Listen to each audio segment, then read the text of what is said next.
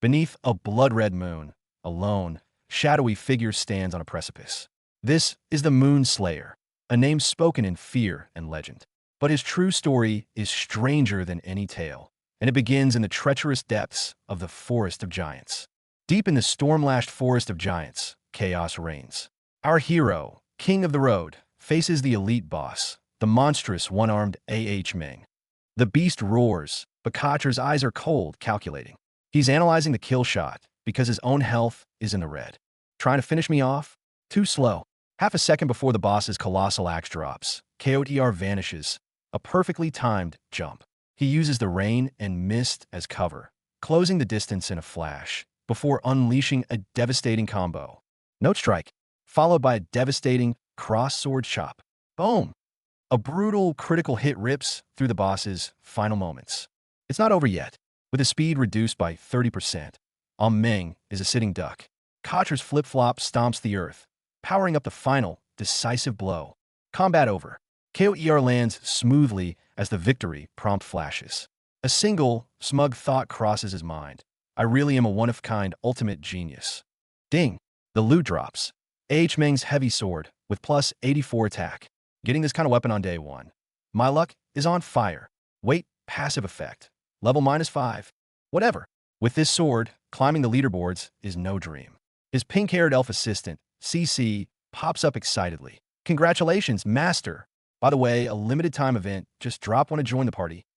The limited-time boss, Blood Moon Walker, is somewhere deep in the woods. Perfect chance to test out this new blade.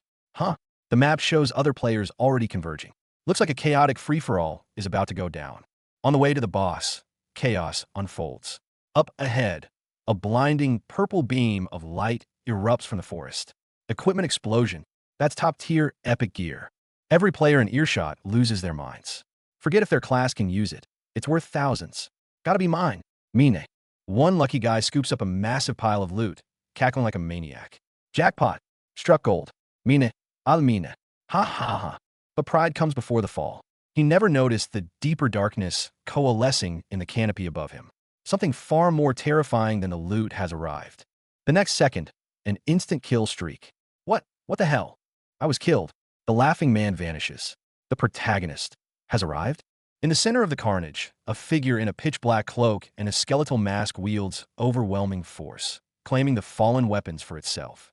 Behold the true threat, the limited-time boss, Blood Moon Walker. News of the boss draws a swarm of players like locusts. Charge! The boss is mine.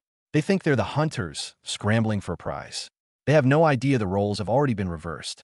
The Blood Moon Walker faces down 100 players alone, energy wings resembling a Reaper's shroud. The system coldly announces, 1 minute remains on the event clock. A bloody free-for-all erupts. Someone tries to organize a tactic. Distanced attacks. Tanks rotate aggro. Others just screech about loot priority. It's pure, glorious chaos. But the boss's damage numbers are terrifying. This thing hits like a pay-to-win nightmare. What was meant to be a siege is turning into a one-sided slaughter. The Blood Moon Walker becomes a true Grim Reaper. Its claws sweep out, sending players flying and breaking like bowling pins. Screams and death flashes light up the forest. The peak of hunting down enemies. A voice whispers beneath the mask. One unfortunate soul tries to plead, I was just sightseeing, I swear. The blade cuts him off mid-sentence. The guy who was just hyping up the surround and kill strategy a moment ago is now backpedaling hard. Weren't you the one just shouting about it?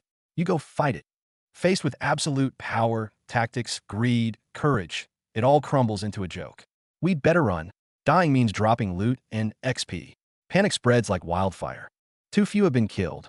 The skeletal boss mutters, unsatisfied. Then, the pink-haired CC appears, cooing gently. Master, don't be discouraged, a massive haul is waiting for us. Wait, what did she just call it? And with that, the glorious in-game chaos of Chapter 1 comes to a close. Buckle up, folks, because the real story is just beginning. Let's rewind to where it all started, the real world. Back in the real world, at Destiny Corp HQ, Lu Li, former game development director, is being publicly dressed down by the board. Lu Li, I'm so disappointed in you. With your talent, you could have been a shareholder, but you chose to investigate that missing persons case, damaging the company. So you're fired. Lu Li, 26 years old, 183 Zentimeter. A former top-tier elite at Destiny Corporation faced with the final, Do you have anything to say? His answer is one word. No. No defense. No remorse.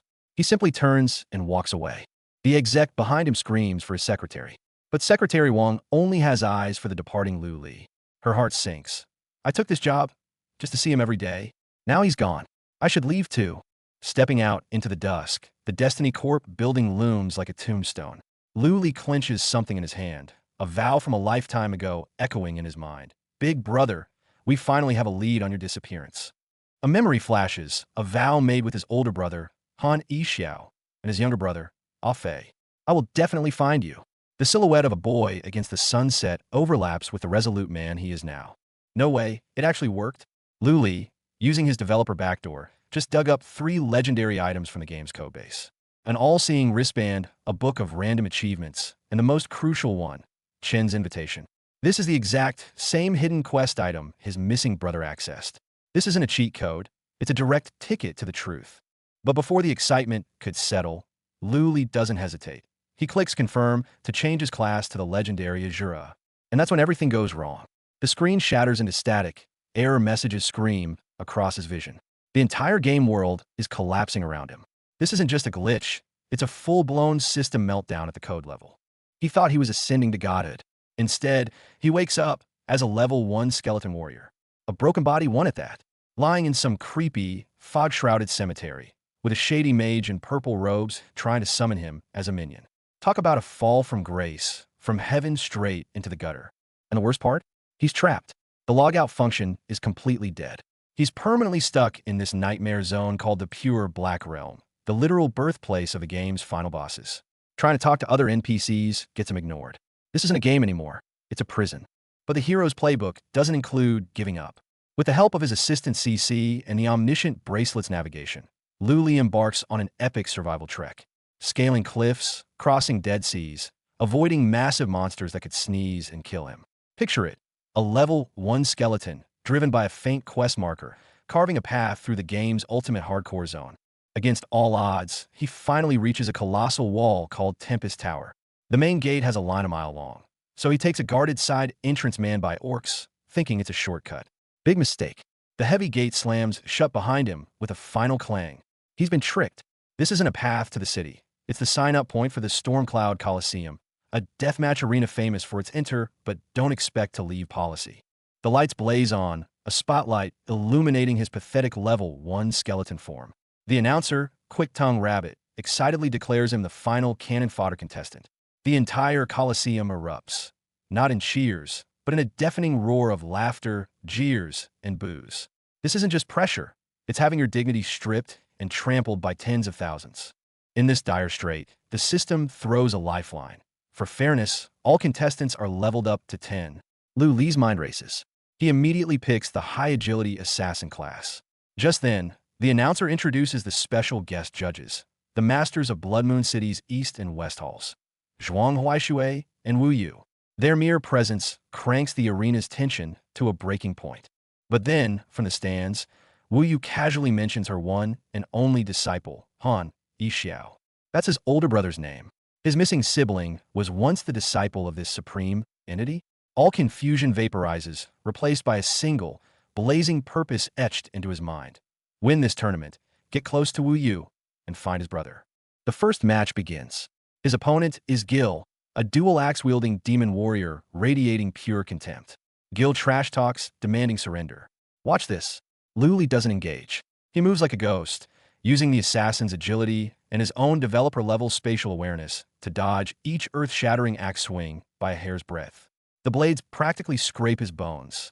Gil, enraged by the crowd's taunts, charges up his instant kill move, instant slaughter. Now, this is the opening Lu Li waited for. The moment Gil's skill ends, leaving him frozen in a recovery frame, Lu Li blinks behind him in a streak of shadow. Backstab. Boom! The laughing demon warrior is skewered through his core before he can process it. The Coliseum falls silent in shock. The level 1 skeleton just pulled off an impossible upset. An upset for the ages. The crowd is stunned. From the high seats, Wu Yu casts her first curious glance at the skeleton. Her rival, Zhuang Huaishui, looks on with pure disdain. But regardless, the first legend of the Moon Slayer is born from this single, brilliant reversal. Meanwhile, the bounty hunter Moonlight Knight, Luna just pulled off an insane feat, soloing the epic boss, Giant Warrior. Legendary loot scatters around her, and all of it is witnessed by the Moon Slayer, watching from the shadows. He immediately orders his assistant CC, investigate. I want everything on this woman. Luna's instincts are razor sharp. She senses the hidden gaze instantly. Then, 3 players from the Pride Guild surround her, offering fake congratulations while clearly eyeing her epic loot. Luna just scoffs. No words needed. With a flick of her wrist, starlight slash. Swish. Swish. 2 of the thugs are down before they can blink. The remaining bald guy is terrified, stammering about his guild. Luna's eyes turn icy. No mercy. She closes the distance and finishes him in a flash. With the trash cleared, she immediately looks up, her gaze laser-locking onto the Moon Slayer perched high in a tree. Their eyes meet across the distance. The air crackles. Both instantly recognize a formidable opponent. The Moon Slayer wants to avoid the hassle and starts to retreat. Too late. The Pride Guild's revenge squad arrives. And at the same moment, a professional boss hunt squad, tracking the Moon Slayer's bounty, crashes the scene. 3 forces collide in the heart of the forest. A chaotic, 3-way brawl is seconds away. All hell breaks loose. The forest transforms into a magical war zone. The Pride Guild targets Luna for revenge. The hunt squad focuses fire on the Moon Slayer, and both Luna and the Moon Slayer are forced to fight back while dodging attacks from all sides. Fireballs, ice spears, blade beams, and sword shadows fly everywhere. Trees explode, earth churns. A glorious, chaotic, 3-way free-for-all erupts in full force. Who would have thought? This level, one broken skeleton actually made it to the finals of the Stormcloud Arena. The audience is stunned, and even the 2 High Lords watch with scrutiny. Zhuang Huaishui scoffs in disdain, but Wu Yu's eyes gleam with a hunter-like curiosity. The real powerhouse is only now entering the ring. The second semifinal begins. No contest. The Lion Warrior Zhuazhou takes the stage, and with a single display of raw, primal power derived from his bloodline, he crushes his opponent instantly. The so-called level adjustment is a joke in the face of pure lineage superiority. The entire arena trembles before this brute force. He points a claw directly at Luli, his eyes filled with nothing but sheer contempt. The final begins, and Luli's speed advantage is useless. It's like an elephant trampling an ant. His arm and leg bones are brutally shattered. The casters urge him to surrender. The crowd thinks it's over. But in this abyss of despair, what Luli hears is the laughter of him and his brothers playing games before Yixiao vanished. That vow, the promise to find his brother, is what holds together every last splinter of bone that refuses to fall. It's over. Zhuazhou, believing victory is assured, even boasts that he'll torture Luli to death after the match. He thinks he's making a victory speech, but it's a declaration of execution. What he fails to notice is the change in the color of the soul fire within the skeleton's empty sockets, shifting from panic to a chilling, calculated coldness. Zhuazhou thinks he's caught his prey, but this is the very trap Luli laid. Drawing on his deep knowledge of the game's core mechanics as a developer, he exploits the detachable limbs, property of skeleton mobs. Crack, he severs his own captured bone on purpose, trading it for point-blank range. Now, the entire arena is stunned by Luli's mad counterattack. When Zhuazhou, enraged, unleashes Blood Rage Roar to try and stun him, that split-second cooldown is the only window Luli needs. Hunter's moment. Fall. The bloodied blade, cold as moonlight, tears through the arrogance of pure bloodline. Bones, strength, and tactics fuse together perfectly in this one moment. The champion is Moonslayer Luli, but before the victory high can even fade, the powder keg on the VIP platform explodes. Zhuang Huaishui uses Wu Yu's earlier accidental injury as a pretext to provoke a fight. The terrifying auras of the 2 city lords threaten to tear the entire arena apart. Wu Yu scoffs, grabs her newly won property. Luli, the champion, declares he has other business and forcefully whisks him away. In an instant, Luli goes from a champion to the most dangerous pawn on the board. Wu Yu heals his wounds. Quick-Tongue Rabbit and Berserk Turtle announce the champion's reward. A massive level spike epic weapon, Bloody Blade, obtained, and the terrifying AoE skill Catastrophe's Hunting Edge. But packaged with this prize comes the Stormcloud Arena's most brutal reward: to descend upon the player world as a boss. The roles are completely reversed. Luli must, for 1 hour as the Crimson Moonwalker, slaughter at least 1,000 players. It's Wu Yu's merciless command and the bloody path to clues about his brother. He has no other choice. the forest becomes his slaughterhouse. The system broadcasts his location, and players swarm like sharks drawn to blood. The first bloom of Catastrophe's Hunting Edge is a masterpiece of destruction. XP and contribution points skyrocket. Some fool who calls himself the male protagonist evaporates into white light mid-boast. As the dust settles from the explosion, the battlefield is a wasteland, with only a few survivors coughing amid the rubble. The Moon Slayer stands untouched, an indomitable force of nature. The overwhelming horde from moments ago, reduced to this? Brutal. Ding! The ultimate challenge is complete. 1,000 players slain. The mythical reward, the earring of attached divinity, is obtained. This artifact allows him to freely change his race. The moment the quest completes, back in reality, Luli, sitting in his wheelchair, also feels a strange energy wash over him. Cut back to reality. In a dimly lit room, Luli sits in a wheelchair, declining the dinner brought by a servant, lost in his own exhaustion and thoughts. His glory exists in the virtual world, but his body and mind bear the full weight of it in reality. Lonely? Perhaps, but he's not done yet. Back in the game, using the earring's power, Luli successfully transforms into a blood demon, earning the title Storm Nova. The news shakes the boss world, but this brilliant flash also burns the eyes of some. North Moon Hall Lord Zhuang Huaishui's resentment and jealousy are about to boil over. Wu Yu arrives just in time, leading Luli into a secret blood pool realm. She's going to help him shatter his racial growth limit to undergo bloodline evolution. She explains that in this world, your true ceiling isn't set by gear or levels, but by the depth of your soul's intrinsic bloodline. And Luli, starting as a bottom-tier skeleton, his lineage is pathetically low. Meanwhile, in the North Moon Hall, the still-fuming Zhuang Huaishui is plotting. A treacherous advisor in purple robes whispers a venomous plan. Use the official blood oath summons to pressure Wu Yu directly. Zhuang Huaishui agrees immediately. He doesn't just want revenge. He wants to crush this little skeleton's last chance at evolution. In the Blood Pool realm, the envoy's voice, backed by the enforced authority of the Blood Moon City Lord, arrives as a command. Lady Wu Yu of the East Moon Hall is ordered to return to the main city immediately. Wu Yu looks at this sudden decree, her eyes colder than the pool of blood itself. Will she obey? The answer is no. Wu Yu scoffs, casually threatening the messengers with falling rocks from the mountainside. Forget the city lord's command. She's busy nurturing her prime investment. Her gaze returns to Luli, struggling within the blood pool, desperately trying to absorb its power. The real test starts now. They're here, right at Luli's most vulnerable, defenseless moment. The ambush unfolds. Zhuang Huaishui's meticulously planned shadow squad materializes from the void like vipers, aiming straight for the figure at the heart of the blood pool. Assassination. Finally a clue. Brother Han Yixiao. I found you. But that woman, Wu Yu, must know something. I have to find a way to get close. HM? Wait a second. How dare he stare at me openly? Should I just crush him? Zhuang Huaishui is right beside me. Maybe I should just kill him too. Storm Cloud Arena. The battle is about to begin. And who will walk away with the abundant rewards and extraordinary opportunities? To provide a better viewing experience, your host Quick-Tongued Rabbit will provide real-time commentary. First up, the most highly anticipated contestant, Bloodclaw from the Bloodline clan. Fist of Flames. The new star of the Bloodline clan, Bloodclaw, enters the arena. One-hit kill.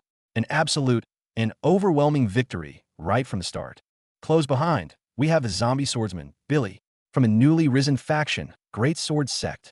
His swordsmanship is fast, precise, and ruthless. Another easy victory. And now, our third winner, the dual-wielding demon, Gear. What? The fourth winner is him, the cannon fodder contestant. What has happened? Did anyone see it? Well, this just got interesting. Let's quickly begin the more exciting quarterfinals. Random matching completed. The first match about to begin. Cannon fodder versus the dual-wielding demon Gear. Ready, go. Gear looks down with an air of finality. Surrender. Luli remains silent, his posture taut, like a ghost about to strike. Huh. I disdain killing weaklings like you. You don't even qualify.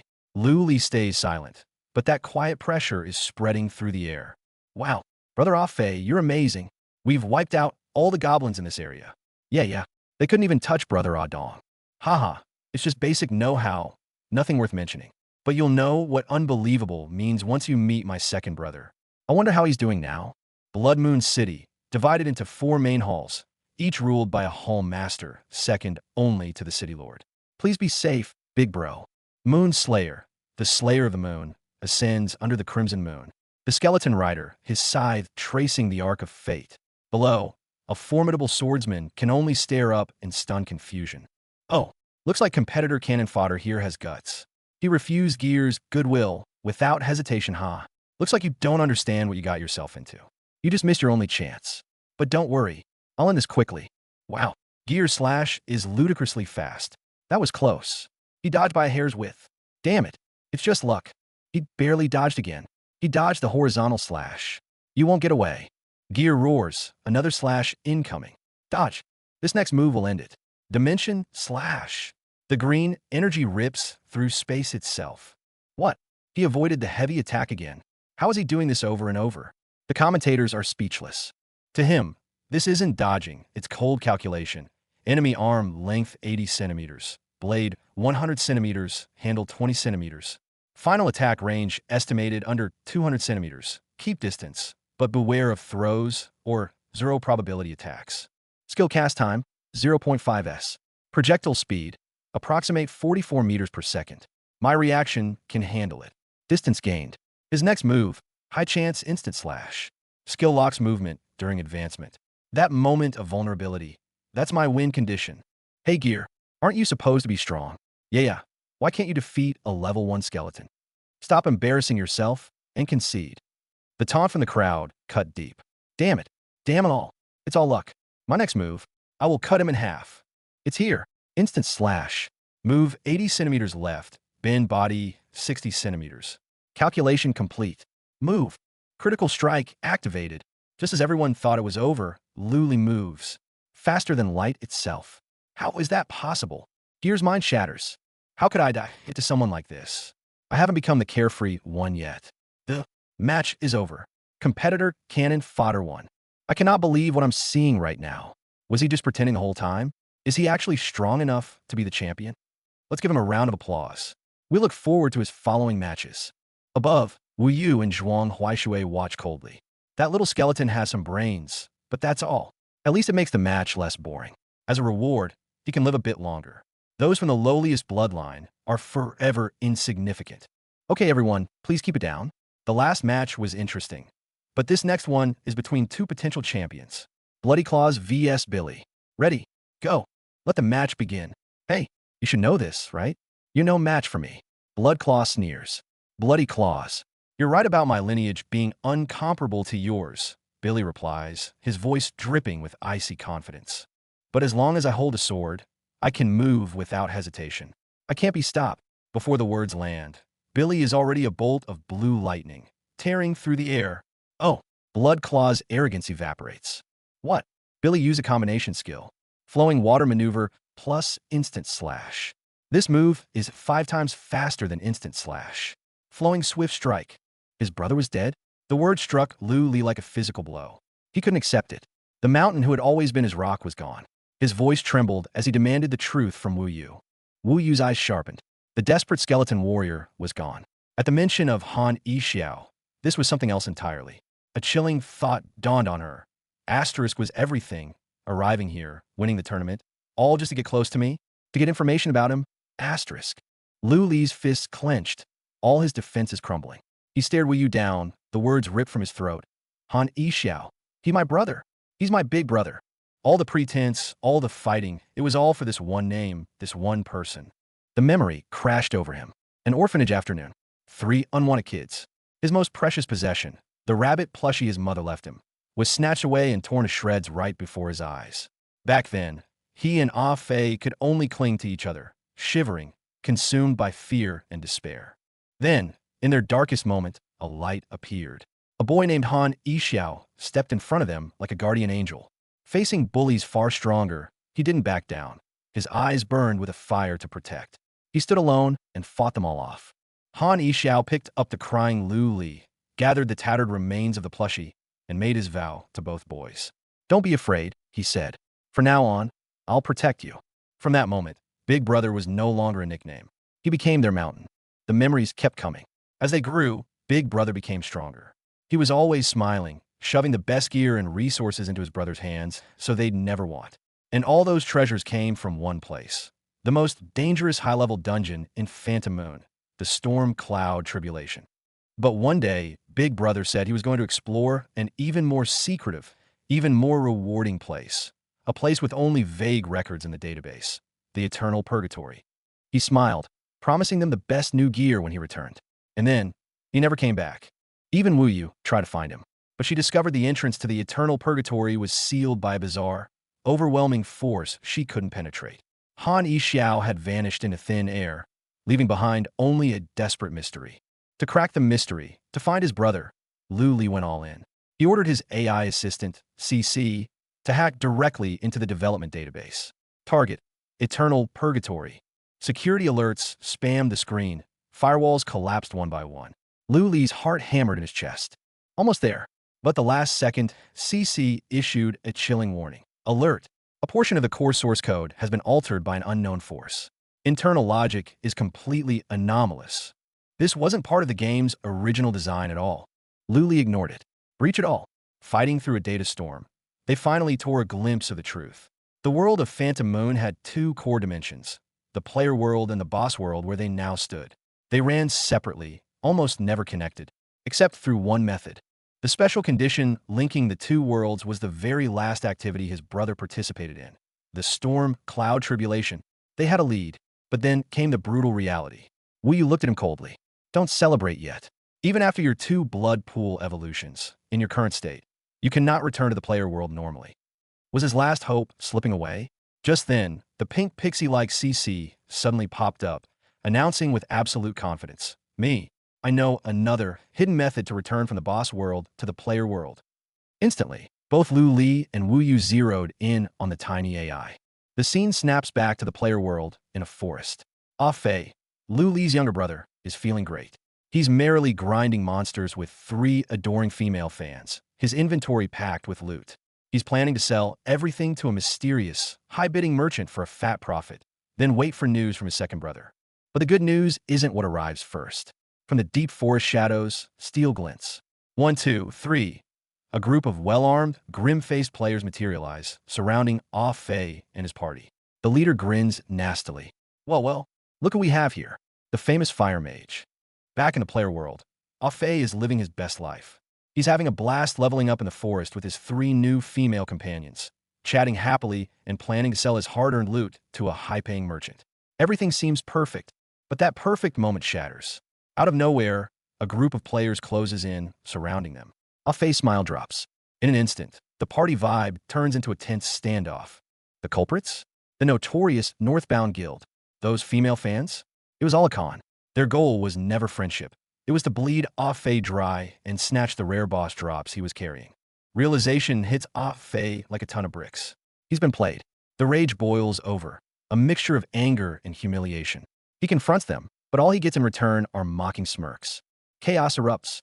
Ah Fei, furious beyond measure, throws himself into the fight. But he's worn out from grinding, his potions are spent, and the sheer number of enemies is overwhelming. He's fighting a losing battle. The fight turns desperate. His skills are on cooldown, his stamina is fading. Cornered, Ah Fei watches as a guild member closes in, ready to take his most prized possession. A wave of despair washes over him. Right at that moment, a figure blurs into the fray, landing in front of Ah Fei with the grace of shadow. The Northbound guild members freeze. Standing before them is a man in dark attire, his gaze sharper and colder than steel. Ah Fei's jaw drops. That face, it's his brother Lu Li. But how? Isn't his brother supposed to be a lowly skeleton warrior? Who is this sharp-looking human avatar standing before him? Seeing his brother, Ah Fei's initial shock gives way to a deep sense of shame and guilt. He feels like a fool, easily tricked, causing trouble and wasting time when they should be focusing on finding their missing older brother. Lu Li doesn't even glance at his brother's guilty expression. His icy focus is entirely on the leader of the Northbound Guild. His voice is calm, but carries an iron weight that brooks no argument, cutting straight to the point and exposing their scam. Enraged by the newcomer's audacity, the Northbound Guild members regroup. Thinking they still have the numbers advantage, the leader signals for another coordinated attack, aiming to take this arrogant newcomer down too. But before they can move, a cool, calm female voice cuts through the tension. It's not loud, but it freezes everyone in their tracks. All eyes turn to a nearby tree, where a mysterious white-haired huntress is casually leaning, watching the scene unfold with an unreadable expression. The bounty hunter, Luna, she doesn't even draw her weapon, merely observing. Yet, her presence alone emanates such an overwhelming aura that it silences the previously rowdy guild members, making them second-guess their actions. Intimidated but still greedy, the Northbound members think they see an opportunity. This new guy looks well off. One of them subtly moves to call for backup. It's a clever plan, but they picked the wrong target. Luli moves like lightning. In a blur of motion, the guy trying to call for help is struck by two swift, precise attacks. Before anyone can blink, a flash of white light teleports the defeated player straight out of the area. The whole thing takes less than 2 seconds, brutally efficient. Deafening silence falls over the forest. The remaining guild members stare at the spot where their ally vanished, then at the unervingly calm Luli, and finally at the enigmatic Luna. Fear replaces greed. Fighting is no longer an option, it's time to run. Ignoring the fleeing small fry, Luli turns to his brother. He gives a brief explanation of his situation and drops the heavy bombshell. The name of the hidden zone where their older brother might have met his end. Eternal Purgatory. Hearing this, all of Ah-Fei's earlier frustrations vanish. Finding their brother is all that matters now. He vows to stick with Luli no matter what. Their first order of business? Cashing in their loot to fund the perilous journey ahead. On the way, Ah-Fei grumbles about never trusting online romance again, but he can't help stealing glances at his brother's new look. The bronze skin, the cool outfit. It's a far cry from the pathetic skeleton he imagined. What happened to you? He can't help but wonder. The brothers arrive at the equipment recycler in Nakin Town and dump their entire haul on the counter. The merchant's scanner beeps rapidly, and the final number flashes, 9500 gold coins. A small fortune. As the transaction is about to be finalized, Luli notices the merchant's unique heterochromatic eyes. A fragment of his developer memory surfaces. Almost on instinct, he compliments the eyes using a specific insider phrase. The merchant pauses, a flicker of programmed recognition in his eyes. He grins. You have a good eye. Price adjustment, plus 10% commission. The total soars past 10000 gold. A crisp system chime rings out. Achievement unlocked. Tons of wealth. They're instantly rich. With over 100k gold weighing down their virtual pockets, they feel invincible. Money really does make the world go round. Next stop, the most exclusive auction house in town. The auction house entrance is opulent, but its barriers are high. A short-haired girl is being politely but firmly turned away by an attendant for failing to meet the minimum financial proof. She looks on the verge of tears, clutching what little she has. Luli glances at the scene. Without a word, he walks over. Under the stunned gazes of the attendant and Ah-Fei, he casually covers the hefty entry deposit for the Moishang Thai. To him, it's a trivial matter. This act of casual extravagance doesn't go unnoticed.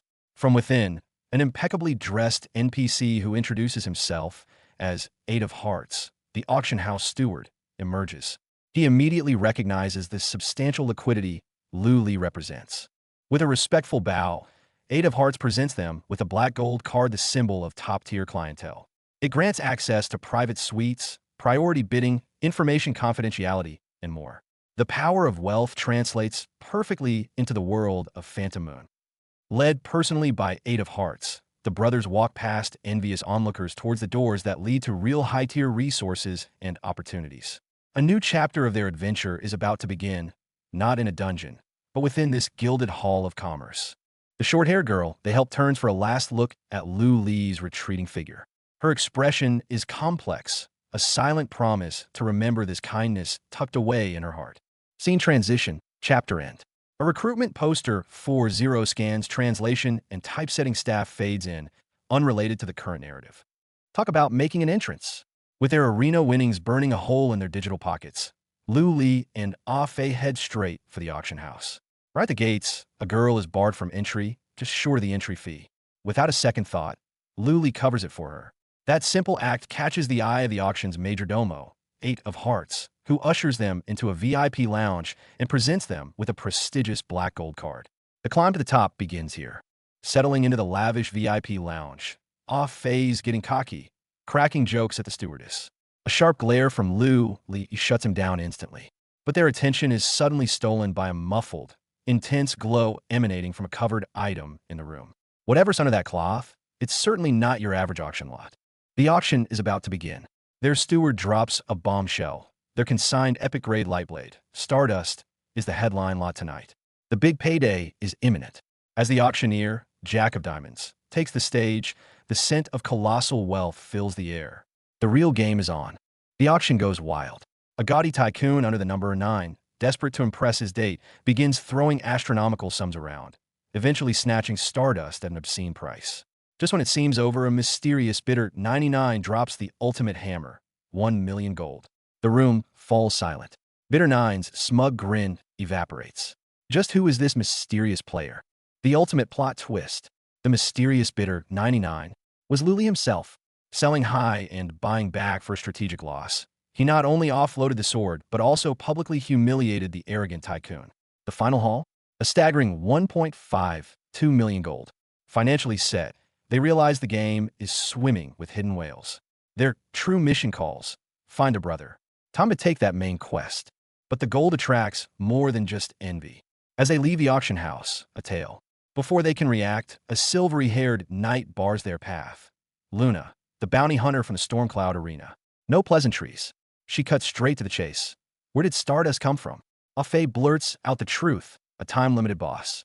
The revelation visibly shocks her. Her answer? A direct challenge to Luli, draw your blade. Leaving the unexpected duelist behind, the brothers head for Bushcoil Village, their quest destination. Luli brief a fait, a simple escort mission. Protect a little girl named Lily, a vessel for holy light, and get her to the shrine. It sounds like tutorial-level stuff. Yet, the moment they step into the village, the atmosphere chills. Something's off. And then, the party starts. The villagers mistake Afe for a legendary great adventure. A deafening welcome parade, a lavish feast. They're showered with overwhelming, almost suffocating hospitality. Afe eats it up, but Luli feels a cold knot in his gut. This welcoming script is a far cry from the one he helped code years ago. This village is way too lively. Afe gets mistaken for a legendary adventurer, and the villagers throw a grand feast in his honor. But Luli's no ordinary player. He's the ex-developer who literally wrote this quest. He instantly smells trouble. The whole setup, the villagers' fervor, it deviates from the source code he knows. The celebration is overwhelming, but his internal alarm is screaming. Amidst the clamor of the feast, Luli's gaze zeroes in on a corner. A tiny cat-eared girl disguised as a monster, Lily. Her appearance shatters all pretense of joy. She cuts to the chase with a chilling truth. The entire village is under monster control. That so-called noble, Sir Greg, the smiling villagers? All piglin monsters in disguise. Her real request is a desperate plea. Escort her to the temple, report the truth. Meanwhile, the enigmatic witch hunter, Luna, arrives on the scene. Her separate investigation thread violently intersects with Luli's fate. The truth is a trigger. The moment it's revealed, the friendly villagers shed their skins, morphing into snarling piglin monsters charging in a relentless tide. Luli reacts first, shielding Lily and fighting a desperate retreat with Afe. Luna joins the fray without hesitation. But here's the kicker. These things won't stay down. Wounds heal instantly. Flesh regenerates. This isn't a fight. It's a war of attrition against an undying horde. They're being pushed back, overwhelmed in a fight far tougher than any script predicted. They barely manage to break through, finding temporary refuge on the second floor of a village house. Luli and Luna share a grim look. Their intel confirms the worst. The situation is exponentially worse than expected. Shaken to her core, Lily finally shares the village's tragic history. Once peaceful, corrupted by a knight of the so-called Holy Church who blessed her with a holy vessel. Yet when real monsters attacked, that knight fell instantly. All villagers were taken. She only survived by hiding behind a mask. Her words are heavy with trauma and fear. Before they can even process it, a deafening boom shakes the building from outside. Hiding is a luxury they no longer have. A massive, grotesque abomination, fused from countless piglins, rips through the wall. Every slash they land just heals over instantly. Luli's heart sinks. This isn't about winning a fight anymore. A system warning blares in his vision. The quest target, Lily, must not die.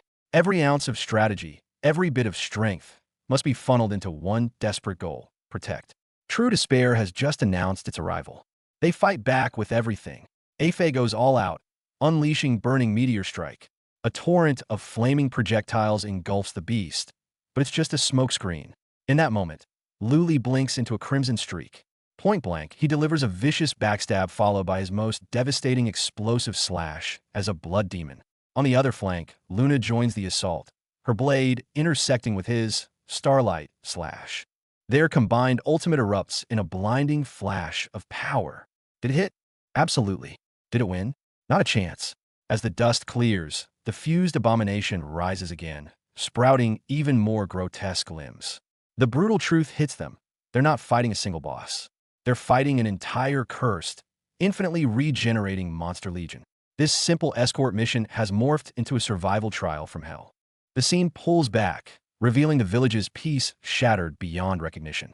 Chaos, burning structures, and a living hell of the fused abomination paint a picture of true apocalypse. Lu Li and his allies look pitifully small against this monstrosity. But being small doesn't mean surrender. To find his brother, to protect Lily, they have to fight through this nightmare that's already broken the script. The real battle is only just beginning. Just as off-phase, big explosion lit the roof and blasted those disgusting Borklaw monsters away, Lu Li's expression turned grim. He watched in real time as the creature's mutilated flesh began to squirm and stitch itself back together at an alarming rate. This damned regenerative ability, it's 10 times more troublesome than they expected. But did you really think our former game dev director would be this easy to overwhelm? The moment the Borklaw's roar of a counterattack rose, a staccato rhythm of gunfire erupted from all directions. Luna and hidden firepower points laid down precise, suppressing fire, bullets tearing the air, pinning the barely risen monsters back into the dirt. Warfare was never just about head-on clashes. The situation was only temporarily stabilized. Clearing the messy battlefield, a more chilling reality stared them down. Several villagers were brutally bound and imprisoned right on the roof where they had fought. Their bodies were horrifically mutated, twisted, swollen, reeking of death. This village was no sanctuary. It never had been. Seeing the lingering terror and pain in the eyes of these mutated villagers, an indescribable rage surged within Lu Li. They came here for clues about his brother, only to witness such inhuman corruption firsthand. Yet at the moment of their greatest shock and tension, the sky tore open. That wasn't a metaphor. A crimson storm of energy, like the apocalypse, swirled in the sky. At its center, a colossal, grotesque demon bellowed as it tore through space itself. It wasn't aiming for anyone present. It descended with full force upon a town below, a town symbolic of a past. At that exact moment, a piercing, despairing scream echoed, not just in the air, but deep within Luna's mind. In Luna's flashback, the blonde-haired version of herself was a powerless insect, watching in horror as the beast's shadow blotted out the sky, its enormous claw descending. The entire town shuddered and groaned within the crimson energy. I will be devoured, a thought that was the death of despair itself. This vision, this pressure, this soul-deep tremor was disturbingly, terrifyingly similar to the calamitous monster descending from sky right now. Reality and memory wove together into a mad nightmare. The skyborn demon descended with a momentum that promised total annihilation, while the self in Luna's memory became the embodiment of despair. What possible connection could there be? The specter of the new random quest slay the Borklaw King hadn't faded, yet this colossal, calamitous shadow, peering from the abyss, had already silently draped itself over everything. Chapter 18, to be continued. The tables have turned. That fearsome white-haired powerhouse, bleeding profusely, is being devoured by his own flames. And Lu Li, the low-level skeleton, pushed to the brink. His eyes aren't filled with fear, but the cold, calculated fury of a developer. Green energy erupts around him. He's not retreating. He's blasting upward for the kill. The real counterattack begins. The initial hit was just a warning shot. Now comes the main course. Boom! A storm of red energy detonates at the arena's heart, a pure display of raw power. Every strike from Lu Li's skeletal claws isn't just an attack. It's a perfectly calculated piece of code, tearing through the game's very logic. Fight or flight.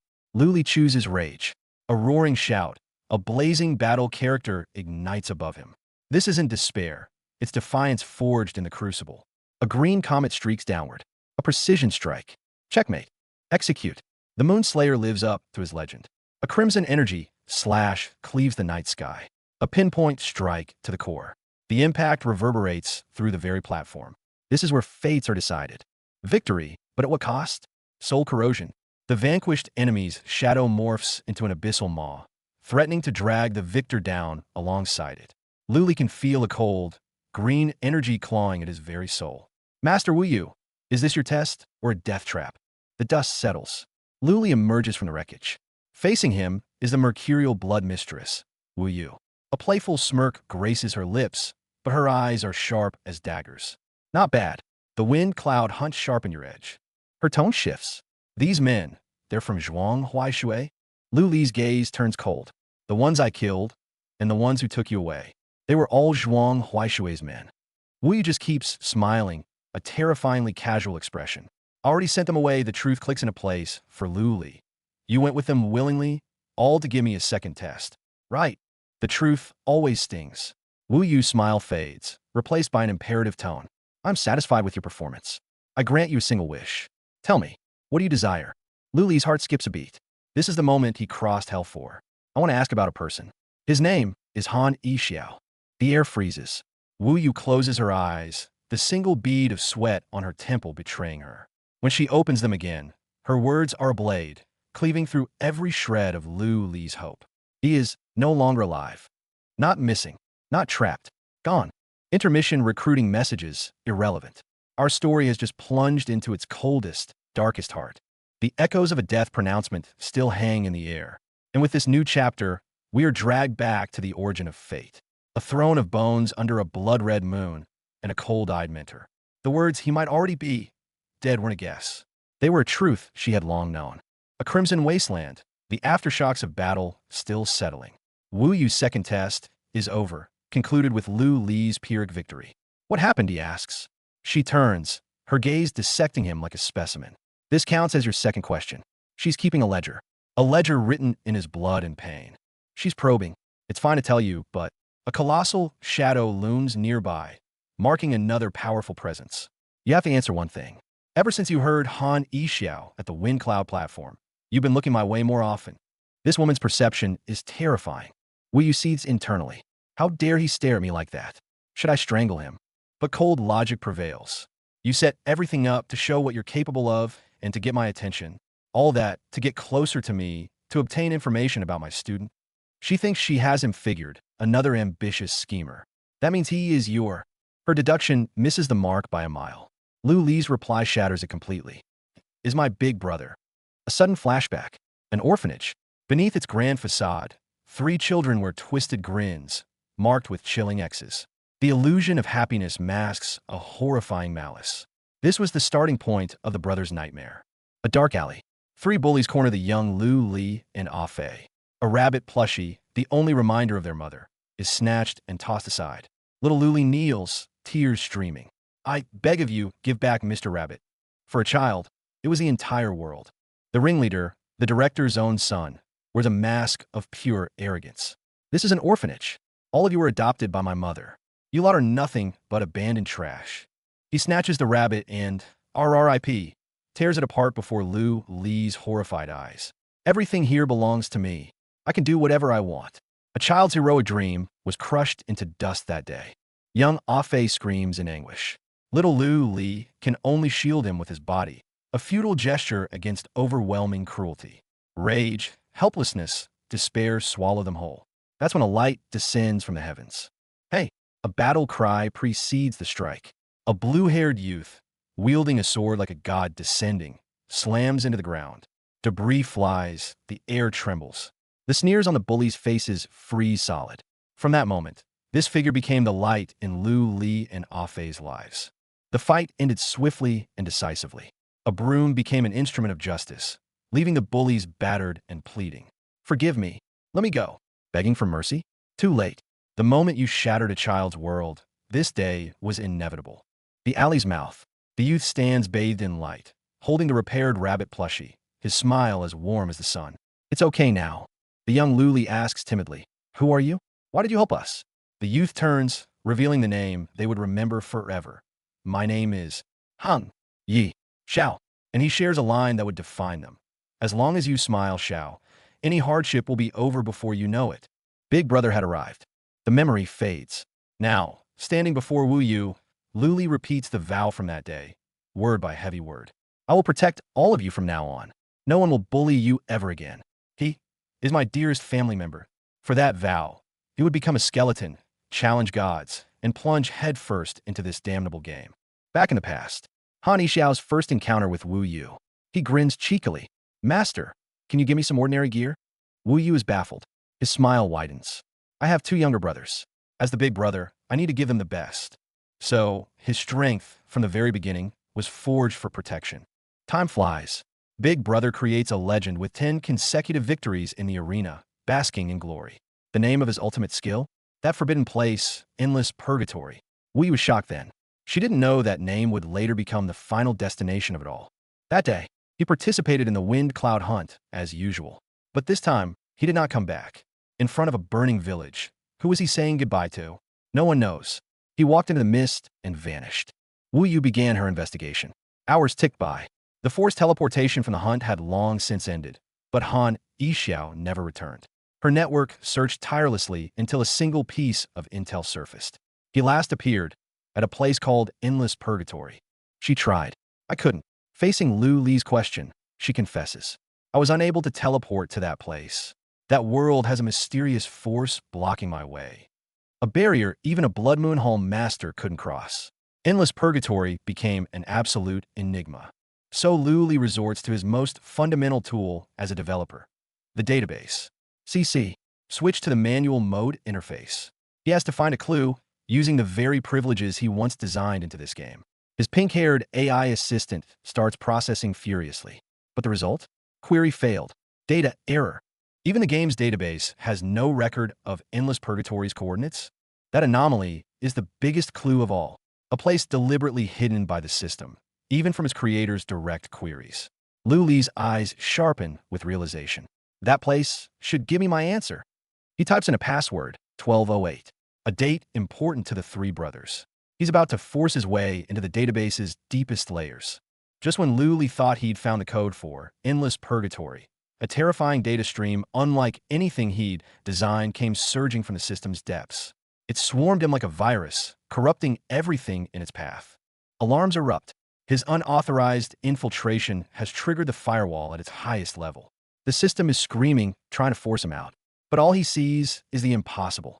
The source code has been rewritten, changing the game's fundamental architecture without shutting down the servers.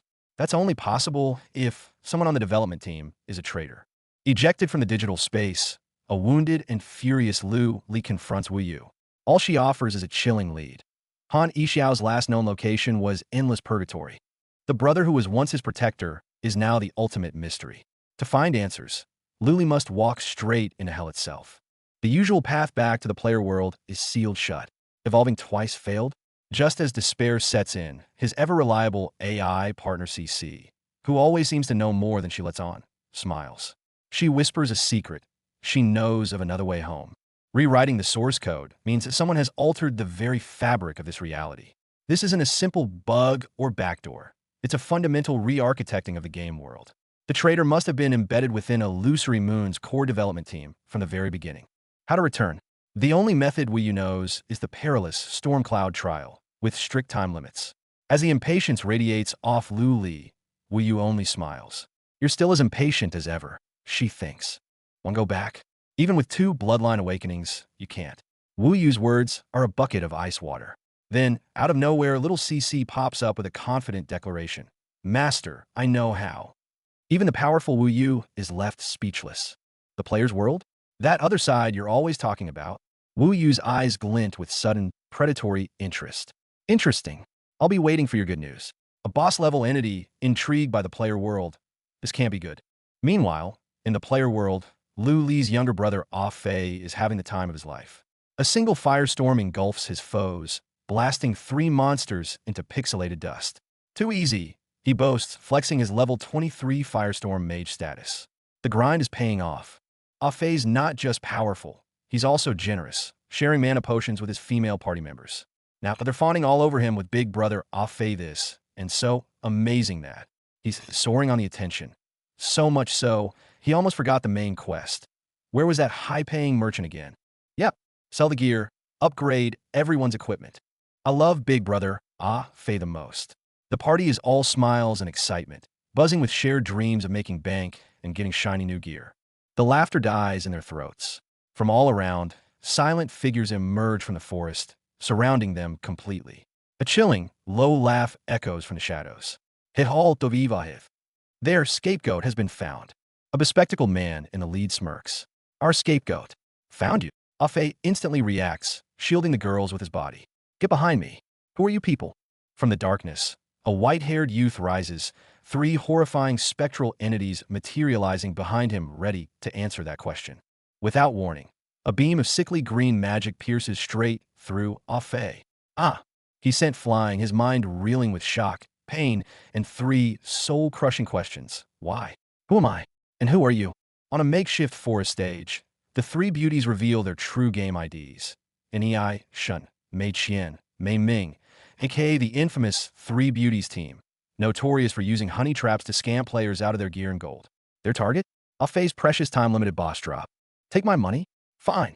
But you should never deceive my genuine feelings. Afei's rage explodes, flames erupting around him. It's as if the spirits of his three older brothers are howling with fury at his back. The scapegoat isn't cooperating, scoffs the leader. Cooperate? I'm about to bury you all right here. The fight ignites instantly. An ice demon and a fire beast attack simultaneously, but Afei, fueled by pure rage, meets them head-on. Boom! A blazing fist smashes back the green fiend. Ignoring the pain, Afei charges again. With Ozzy protected behind him, retreat is not an option. But their enemies are elites. A mysterious, purple-haired, elven bounty hunter strikes. Whip! Crack! Two green projectiles slam into Afei's vitals. Ugh! He staggers. He'd spent too much mana and potions earlier, carrying his little sisters and leveling. Even the cat girl betrays him. Big brother Afei, I'm here to help. Her words are sweet, but her claws are lethal. She slams the weakened mage into the dirt. Damn it, I used up all my potions earlier. Afei hits his limit. The three beauties close in with their goons, their knives fully out. Give up the boss gear, or we'll camp your corpse until you quit for good. Cornered and sweating, Afei faces the ultimate gaming scam. Robbed of wealth, betrayed of trust, and utterly humiliated. The frustration, the rage, the despair, it all funnels into one raw, guttural scream that shakes the forest. F*** you all. The sheer force of it scatters birds for miles. I'm sorry, second brother. I couldn't protect anything. Not the wealth, and certainly not my own heart. Afei closes his eyes, bracing for the most humiliating game-over screen of his life. But the white-haired bounty hunter who had been watching finally moves. A crimson slash of light. One of the scam leader's lieutenants is cut down. The youth turns, his red eyes blazing with wrath. Not a single one of you is leaving this place alive. Meanwhile, high above the clouds, a woman dressed in resplendent red and gold robes watches the unfolding battle in the forest below with detached, regal curiosity. Just who is she? Just as Afei's hope dies, a voice he'd recognize anywhere cuts through chaos. Second brother. Emerging from the shadows, in human form with black hair and crimson eyes, stands Lu Li, the Moon Slayer. Lu Li takes one look at his battered, broke, and heartbroken little brother. I was only gone a short while. How did you manage this? Afei wails. They scam my feelings and my gear. On the other side, the three beauties see the new arrival, and their eyes turn to dollar signs. He must be even richer. He. Lu Li steps in front of his brother. I've got your back. The scammers call for backup. Brothers, come on out. But the forest remains eerily silent. Where's the rest of their crew? Cut to. The goons are already scattered across the forest floor, surrounded by fading blue data fragments. Whoever took them out is long gone. Where is everyone? The scam leader panics for the first time. As the scammers reel, Lu Li's sprite CC transforms into a tiny black imp and pops out with a BOO, scaring the three girls out of their wits. Lu Li's face contorts with rage. I am your granddaddy, AHFEI. Begone, evil spirits. The final reckoning is here. The brothers are finally reunited in the game world. Walking through the forest, Afei is, as usual, chattering about that Northern Guild nonsense.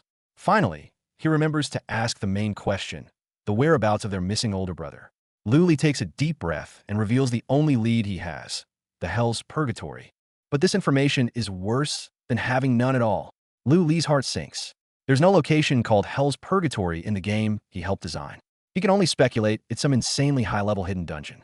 With their current strength, it's a suicide mission. So what's the plan? Ah Fei, ever the optimist, swears to follow his brother's lead. Luli decides to head to the nearest town and pawn off all their loot for cash. Ah Fei's eyes turn into golden coins at the thought of money, but he can't resist whining about his recent online dating disaster. Those three beautiful sisters turn out to be dudes. Arriving in the town, Luli feels a wave of nostalgia for the familiar game world. No time for sentimentality, though. They head straight for the equipment recycling shop. The owner is a half-asleep old man. After sorting through their piles of blue and green gear, the total payout is just a few hundred gold. Not even pocket change. Ah Fei's dreams of finding epic purple gear are brutally dashed by reality. Well, every little bit counts. Luli pulls out the magic sword they'd won earlier. The old man at the counter pushes up his glasses. This is a real prize. The buyback price? 95,000 gold. Bingo. Ah Fei's head spins, mentally converting it into real-world cash. Luli just sighs at his brother's greed and throws out a distracted compliment about his hair. Ah Fei is utterly confused. Huh? But then, something bizarre happens. The old man suddenly grabs Li's hands, praising his excellent taste in aesthetics. Instantly, a full-screen system notification pops up. Congratulations! You've triggered the recycler's Easter egg. Transaction price increased by 10%. What in the world? Ah Fei's jaw drops. Only Li understands instantly. This is just another one of those quirky hidden features he, as a programmer, probably implemented years ago as a joke.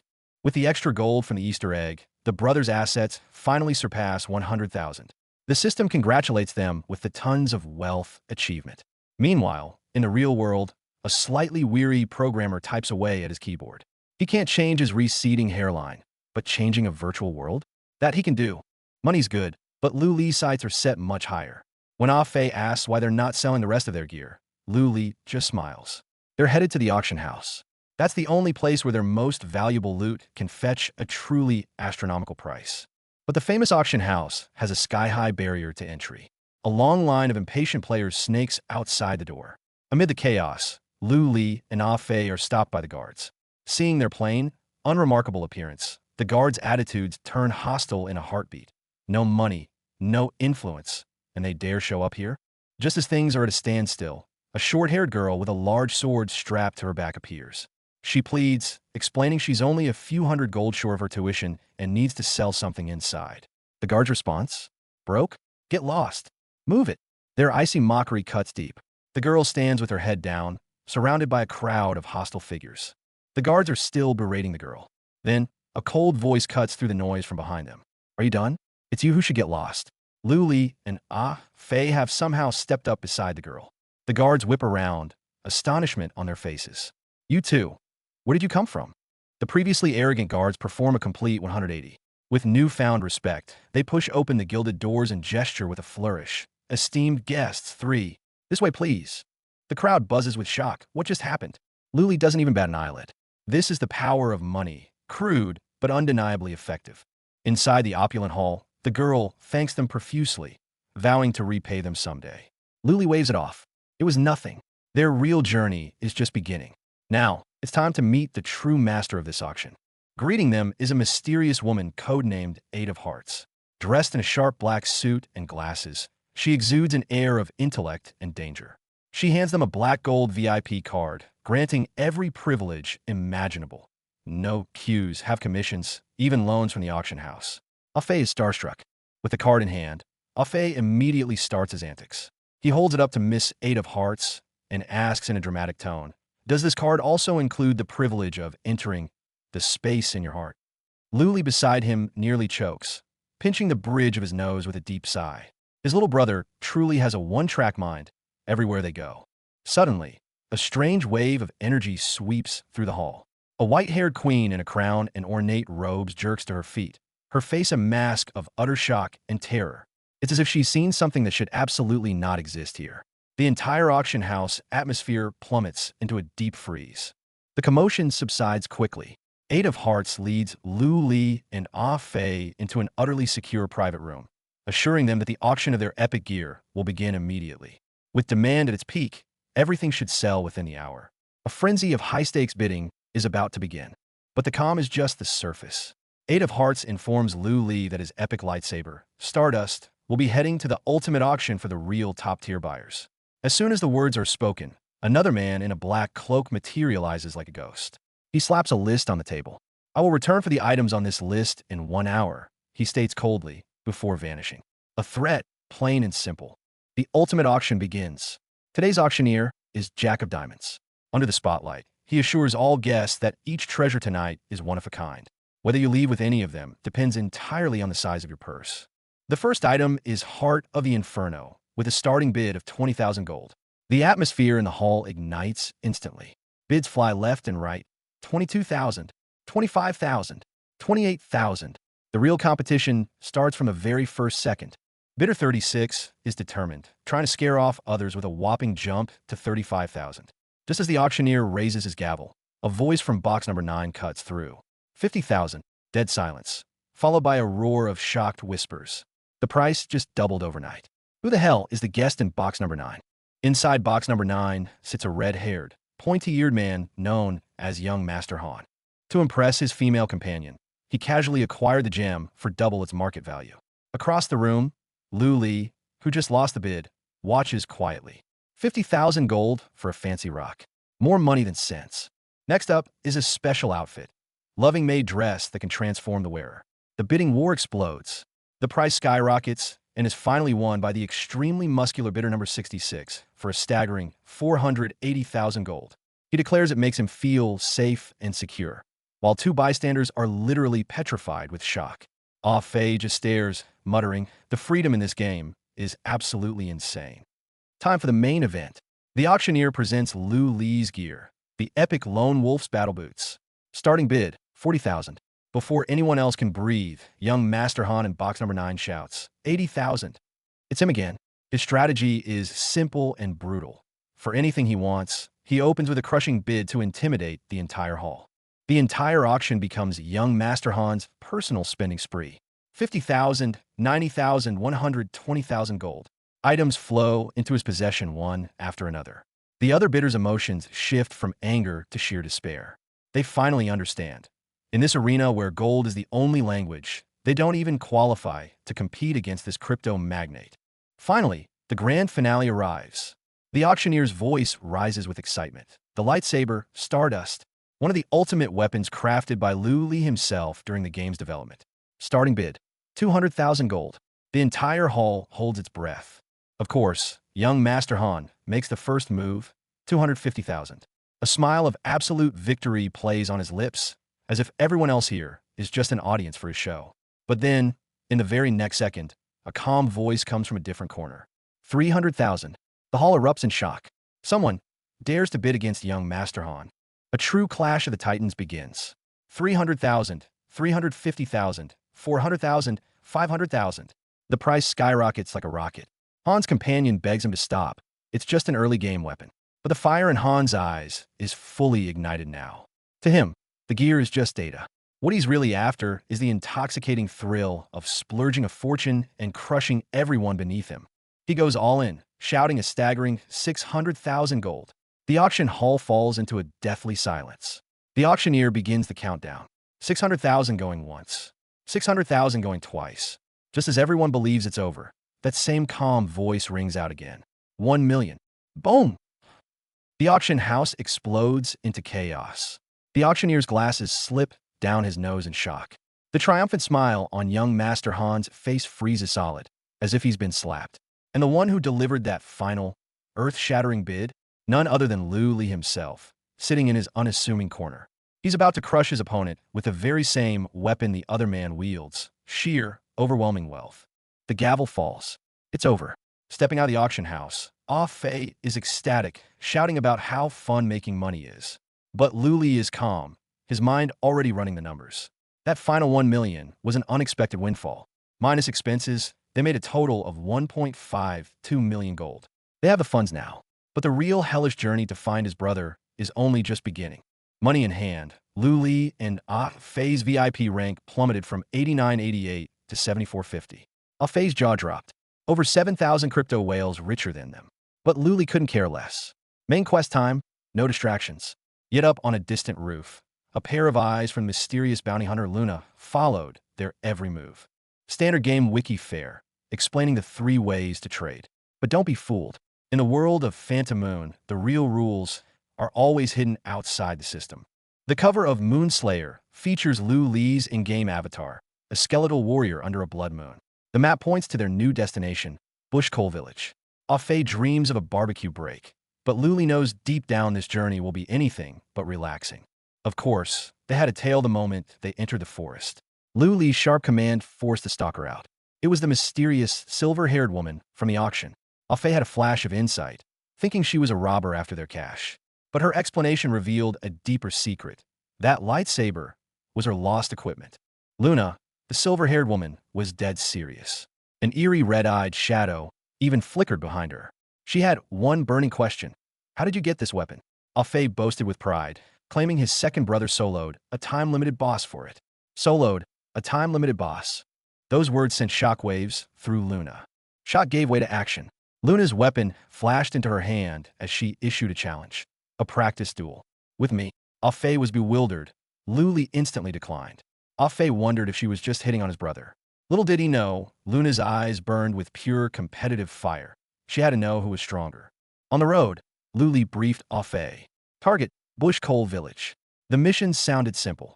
Escort a little girl imbued with holy light to a temple. Village under monster siege? Clear them out. Lu Li even dismissed it as an old-school, low-difficulty tutorial mission from the game's early days. Oh, the irony was thick. Following Lu Li's walkthrough, they breezed through encounters like they had cheat codes. Ah Fei charged ahead enthusiastically, vowing to put on a road-clearing show for his brother. The snowy village was just ahead. Everything was going suspiciously well. The moment they reached the village outskirts, the script flipped. Ah Fei, in a leap of faith, swung his blade at two pig-eared girls carrying baskets, yelling "Die, monsters!" They screamed in terror about bandits. Only when Ah Fei took a closer look did he stammer. Wait a minute. Who are you guys? Big misunderstanding. They were legitimate villagers. Ah Fei quickly apologized and explained their mission. The moment Adventurer Sama left his lips, the girls' eyes lit up. They eagerly latched onto his arms, dragging him toward the village. This warm welcome was nothing like the monster-infested Wang village Lu Li remembered. From the shadows, Lu Li watched, his brow deeply furrowed. The moment they entered the village, they were treated like conquering heroes. Kids idolized them. Villagers offered local goods with reverence. Even a village chief burst from the ground with a boom, shouting glory. The sheer spectacle left even Ah Fei speechless. Faced with this absurd welcome, Ah Fei whispered to Lu Li, second brother, "This is nothing like you said." Lu Li was baffled too. Villager designs could change, but key NPC dialogue and plot beats were locked. Unless someone had tampered with a mission's core code after he left Destiny Corporation. The villagers' enthusiasm was overwhelming, insisting on a grand banquet. But Lu Li's instincts screamed danger. He asked to see the village's famous purple medicinal flowers first. An elder villager's face stiffened, insisting he attend the feast first. Inside the dining hall, the table was set, laden with food. Yet for Lu Li, every detail screamed warning.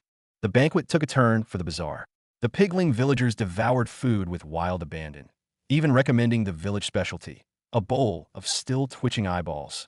Ah Fei's earlier excitement over virtual cuisine vanished instantly. Lu Li dragged Ah Fei away. They still needed to find the mission NPC. The tavern was packed. How? Just observe, Lu Li said. His eyes instantly locked onto two gluttonous pig-headed patrons, and, behind them, the timid being of a golden-haired, cat-eared little girl. Target acquired. But the next second, everything changed. The pig-faced woman holding an apple smiled and asked, "Want to go to the Temple of Holy Light?" The cat-eared girl, Lily, turned tearful eyes to Lu Li, seeing him as her savior. Simultaneously, a crimson system prompt flashed. Mission 2 successfully triggered. Yet both Lu Li and Ah Fei felt it. A thick, ominous tension now filled the air. Ah Fei yelled, "Second bro, something's wrong." They were completely surrounded by countless snorting, cat-eared shadow creatures. At the same moment, the game wiki quietly updated, explaining the recent wild fluctuations in mission difficulty that Destiny Corp refused to address. This was far more than a simple bug. Promo/transition. The mysterious cat-eared, masked woman.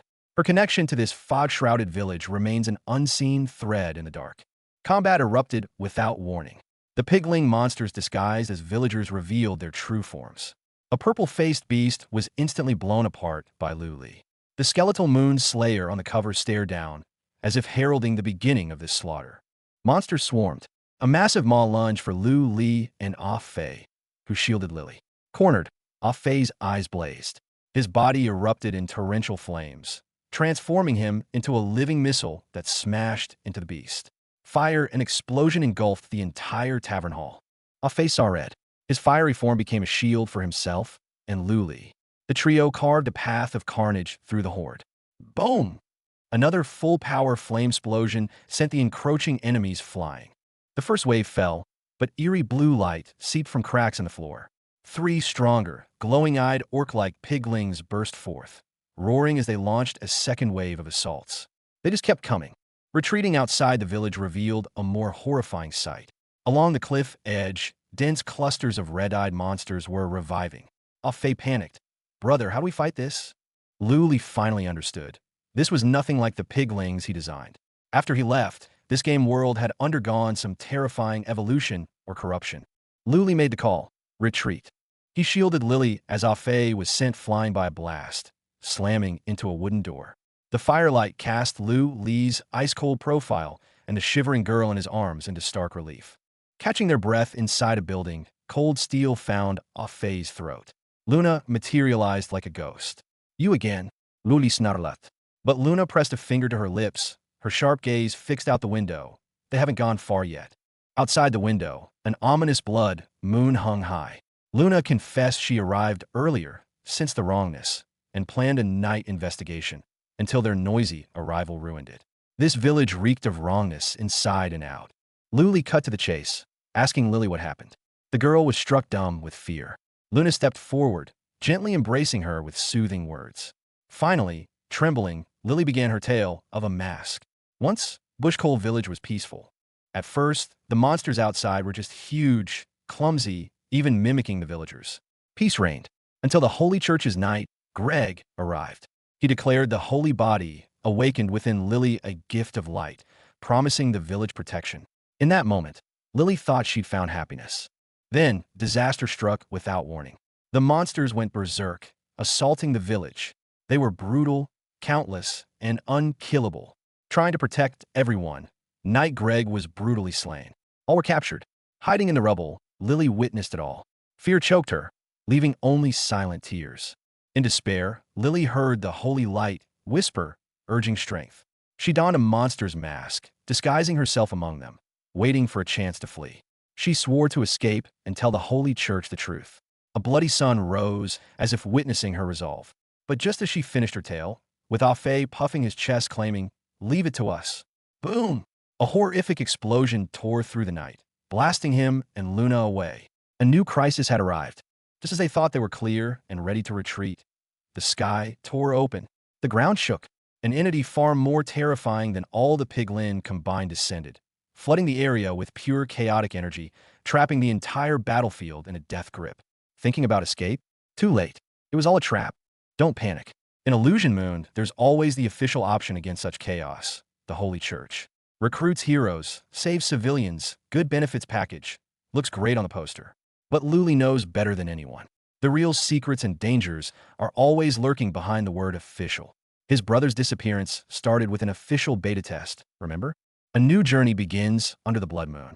Another side of our story enters the stage. He stands with his back to the smoldering ruins of his home, knuckles white, fury burning in his eyes hotter than the flames behind him. This is only the beginning. The curtain rises on a tale of vengeance. It's chaos. Lily, their target, cannot die. That's the mission's ironclad rule. But playing by the rules in the heart of Piglin territory is like dancing on a knife's edge. And the real threat just showed up. This fused monster of a piglin can pulverize you with a single fist swing. A phase fire magic? Barely a light show. All eyes are on Lu Li now. What's the play? Worst case scenario confirmed. It's a tanky boss, but not your ordinary tank. It's a regenerating nightmare. Fight for ages, one skill from it. Recovery. All that damage gone, and to rub salt in the wound, it mocks them. Is this all the heroes can do? You can practically hear the frustration. But for our trio, there's no time for rage. The only question pounding in their heads: where's the weak point? The real one. In a crisis, true teamwork speaks silently. One glance from Lu Li, and Ah Fei is already moving. His brother needs a window for a big play, and he's providing the opening barrage. Burning meteor strike. The name is dramatic, but the damage is all too real.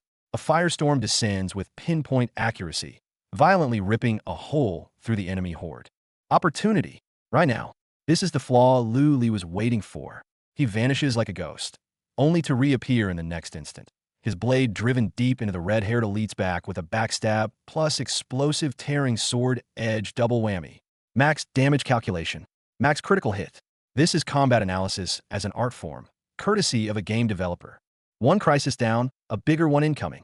No sooner have they felled one elite than a deadlier attack descends from above. Ah Fei's terrified scream tears through the air. Second brother. Watch out. Too late. Tendrils of sickly green energy are already coiling around him. And to make things worse, Luna seems distressed. Something has triggered a horrifying memory. Go and save the NPC. Luna bellows, cleaving through an advancing monster and shoving the crucial task onto Lu Li. No time for debate. He wheels and charges. But the moment he moves, a jolt of pure dread hits him like a lightning strike. Something moving impossibly fast is closing in. The truth hits them like a battering ram. This isn't a regular monster ride at all. Every single piglin in this village, from the ground to the sky, they're all one. They've fused into a literal collective king. Even Luna's voice trembles. Lu Li, don't you think the difficulty of this mission right now is a little too high? This is no mere escort quest. This is a hidden hell-level boss fight. How do you win this? By brute forcing the boss? Wrong. Lu Li's developer brain kicks into overdrive and solves the equation. Mission failure occurs if Lily dies. Therefore, the real win condition isn't killing everything. It's snatching the target. Running. Ah Fei, I'm counting on you. The brothers sync up, activate their movement buffs. The new target. Get out of here. Run? Not so fast. Before the Piglin King even moves, its fused minions are on them. Taking them head-on? Suicide. Time for brains over brawn. Invisibility potion. A high-tier flash shatters, blanketing their scent. 4 or 5 precious seconds of utter confusion among the piglins. They have a golden ticket. Go. Now. Shaking off pursuit, a new discovery sends a chill down everyone's spine. Inside a seemingly ordinary cage, it's not monsters. It's the villagers, the very people they should be protecting. But their eyes, they gleam with an unnatural blue light. Luna grabs Lu Li's arm, holding him back. Stop right there, she warns. Something's wrong. These villagers are more disturbing than the monsters outside. Logic screams caution, but instinct takes over. These villagers, controlled by the piglins, are no different from monsters now. And worst of all, they're blocking the path to Lily. Come out. With a roar, Lu Li unleashes a crimson slash from his blade, shattering the cage bars to pieces. If communication is impossible, then the only way forward is the most direct one. The violence triggers Luna's deepest fear. It's all the Genesis's fault. The name finally spills from her lips, drenched in terror. That single word, Genesis, freezes Lu Li in his tracks. It's not just a trauma for Luna. It seems eerily connected to the sudden screams erupting from Ah Fei's direction. Second brother. The question is now unavoidable. Is Genesis. And that ominous red circle, covered in repeating bite glyphs, pulses with a bloody light. A herald of a deeper catastrophe to come. Lily's situation is far worse than they imagined. She was the primary target all along. Despair washes over her. I'm finished. I'm going to get eaten. And in the distance, the last guardian of holy light seems to have fallen. If the hero is gone, who will come to save her now? A hero may fall, but the legend never ends. A new chapter, a new storm. With the blood moon now dominant, the warrior astride a skeletal dragon marches towards his destined battlefield. Lily is certain she's done for. The piglin guarding her looms, drooling, sniffing her like a piece of meat. So she smells like this. Its nice fear pushes her past the breaking point, and the instinct to survive shatters a seal deep within. Protection of the holy light. The power locked inside her erupts in a violent burst. The sword of solidified holy light cleaves through her monstrous captor in an instant. But any relief is brutally snuffed out by the horrific sight that follows. The hero who came to save her lies in a spreading pool of blood. Her hero. It feels like the final hope has been extinguished. Rewind 15 minutes, back to the moment the village first erupted in flames. Lu Li's team had already set their distract and rescue plan in motion. Waiting for the handoff of the rendezvous point was none other than the infamous bounty hunter. But when he locked eyes with the colossal, elite piglin, its roar of stunned fury told him everything he needed to know. This fight wasn't going to end quietly. It's you. How could it be possible? A direct assault is impossible. The monsters won't stay dead. The NPC has been snatched. Mission failure checklist, all boxes ticked. Yet, there's not a trace of panic on Lu Li's face. Luna is frantic, urging them to find Lily. But Lu Li just smirks. Find her? No, we're not going to look. A plan, cold and calculated, is already forming. We're going to make them hand her over. How do you force a handover? Simple. Create a situation so big and loud, their commander has to come and check. And right now, with two of the guards slacking off, completely oblivious, it's the perfect time to strike. A trap is being set, and they haven't even felt the noose yet. The two guard piglins dream of catching the heroes and mock their intellectually challenged werewolf colleague. Stupid? That's exactly the "we've got this under control" arrogance Lu Li was counting on. Ah Fei's explosive has already been planted right on one of their chests. Now it's showtime. Boom! Part 1. The plan, executed to perfection. A cataclysmic explosion rocks the patrol at the village entrance, sending them into utter disarray. Confusion is Lu Li's greatest shield, and before the smoke even clears, the extraction agent is already moving, his path cutting straight through the chaos towards the piglin's holding area. Ah Fei's voice rings out, filled with triumph. We got the girl back. Time to run. But his celebration is cut brutally short. The true danger has finally revealed itself. The guardian piglin beside Lily isn't some lowly grunt. Its roar is a mix of shock and pure, unadulterated fury. It's you. How could it be possible? It knows him. It recognizes the hero who came for the girl. A preordained clash is now inevitable. Grab a girl and go. Lu Li scoops up Lily, pushing his speed to the absolute limit. The piglin king? The village? None of it matters now. The only objective is to escape this hellscape. Don't let go. Let's leave the village first. Ah Fei cheers. Second brother. I knew you could do it. But can they really get away clean? Look behind them. They got company. Run. Chug the speed potion 3. A 30% movement buff is a godsend when escaping for your life. The enraged roar of the piglin king crashes behind them. Don't try to run. But Lu Li's calculations are flawless. By the time it closes the distance, they'll be deep in the cover of the forest. System alert. You have left Bushinger village. The trio bursts into the dark woods, putting some distance between themselves and the monsters. Ah Fei gasped for air. We're finally out. I can finally take a breath. But the expressions on Lu Li and Luna's faces are even grimmer. Escaping the village was just the prelude. The true horror, they suspect, lies ahead in the depths of the forest. Ah Fei, you're celebrating too soon. Look at the sky. The swarms that blot out the sun. The crimson energy tearing through the clouds. The piglin king's final, devastating act back at the village. All of it screams one truth. Their king never intended to finish this in the village. Its hunting ground is this entire forest, this entire mission world. The final test is here. And so, a new chapter, Moon Slayer, drops like a bomb. The title card alone is intimidating. A skeletal lord reigning over a throne of bones under a blood-red moon. As for our team, their opening scene is pure chaos. Don't stop. Run.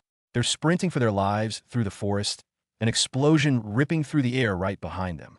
This escort mission has turned into a desperate flight for survival. What followed was a frantic chase straight out of a video game. Gold coins as checkpoints, spiked logs as traps, and monsters as relentless pursuers. Kicking obstacles, carrying allies, using fallen foes as stepping stones. The team is operating on pure instinct. But just as they catch their breath, they round a corner and boom. A gigantic piglin with glowing red eyes stands in their path. Its gaze enough to freeze the blood. The danger level just skyrocketed. On the verge of being completely surrounded, salvation arrives, on the wings of a giant duck? Yep, you heard that right. This magnificent fowl swoops in, scoops up the entire party, and carries them soaring over the treetops, leaving the piglin horde in the dust. After landing safely, Diana excitedly thanks their feathered savior, while Ah Fei is still processing the sheer absurdity of it all. Huh? That's a duck. Buddy, in a life-or-death situation, you don't question the taxi service. A temporary respite, but the danger remains. A strategic map flashes in Lu Li's mind. The piglin horde is only 30 minutes behind them. The developer's brain kicks into high gear. Fighting is pointless against an enemy that regenerates. His decision is cold and calculated. Rest, but only for 15 minutes. That's the precise window they have to recharge and still stay ahead of the pack. Ah Fei, ever the enthusiastic little brother, immediately celebrates and drags a delighted Diana to the lakeshore to play. Meanwhile, the mysterious Luna, the moonlight knight, remains aloof, silently interfacing with a glowing screen. What secrets is she searching for now? It's at this moment of calm that the stoic Luna shows a crack. The perceptive little girl, Diana, senses something amiss and offers words of comfort. But Luna's thoughts are far away, drifting towards a buried past. A name, whispered in her heart, Xiao Yu. A vision of sacred light and warmth flashes before her eyes. She feigns sleep, a bittersweet smile on her lips. Xiao Yu, that name. Could there be a connection to the formidable and mercurial master Wu Yu of the Blood Moon City? The memory sharpens, carrying us further back. A childhood scene unfolds. A man in a suit, likely her father, promises a trip to her favorite amusement park. In another flash, a younger Luna weeps in a forest, calling out for her mother. In the present, she finally opens up a fraction, admitting to the girl that she was thinking of happy memories, and thanks her for her kindness. See, even this ice-cold, powerful warrior carries tender warmth and deep, unhealed scars within her heart. The tone shifts drastically as we cut to Ah Fei. He's not just eating, he's devouring his meal, but his mind is miles away, reliving a family dinner with his two older brothers. The memory is a chaotic, loving mess of them forcing vegetables and meat on him. Young Ah Fei's voice echoes, "Big brother, I've started working now. You don't need to be so tired anymore." This isn't just a meal. It's a moment of profound love, growth, and responsibility. Get the tissues ready, folks. But the warm filter shatters. Back in reality, Ah Fei faces similar questions and pressure. Why do you look so tired? Let's arm wrestle to prove you're not exhausted. The weight of exhaustion, loneliness, and pressure bubbles beneath his cheerful facade. He brushes off concern with a flimsy, "I'm just hungry," and runs away. And in his wake, the lake water ripples, revealing a glimpse of something not quite human. All of this drama is silently observed by Lu Li, sitting alone in the distance. The loneliness isn't Ah Fei's alone. Lu Li, the team's anchor, sits atop a tree, found by the perceptive little girl. She innocently probes, asking if he has worries, questioning why he avoids the past. Lu Li's reply is harsh, almost defensive. Looking back all the time will slow your steps. But it feels more like he's talking to himself, trying to outrun the guilt and grief over his lost brother. He fears that if he stops, the pain will swallow him whole. Diana opens up in return, sharing her own secret guilt. Raised by villagers, she prayed 100 times a day for everyone. When the village fell, she blamed her own faith. In her, Luli sees an echo of his own past. Flashes of a childhood memory appear. A young boy with a stuffed toy, drawing with friends on a wall. Those days of innocence and potential. He tells her, with utmost certainty, you can definitely become strong. It's a promise to her, to himself, and to Ah Fei. The break is over. The real fight is just beginning. The journey continues. The mood lightens, with even a hint of something romantic brewing. Look at Luna's shy blush, Ah Fei's flustered reaction. Are we about to get a sweet moment? Just as the atmosphere turns delicate. Ding! That all-too-familiar system notification chimes in, spoiling the mood. A random quest, forcibly generated. The objective is brutally clear. Deliver the girl safely to the Holy Church, and then use the Church's power to kill the Piglin King. The leering jester skull, representing the system itself, seems to mock their efforts. And the furious visage of the Piglin King below promises nothing but carnage. This is it, folks. The gauntlet has been thrown. The escape mission is over. Now it's a hunt. Can Lu Li's ragtag team pull off the impossible? We'll find out next time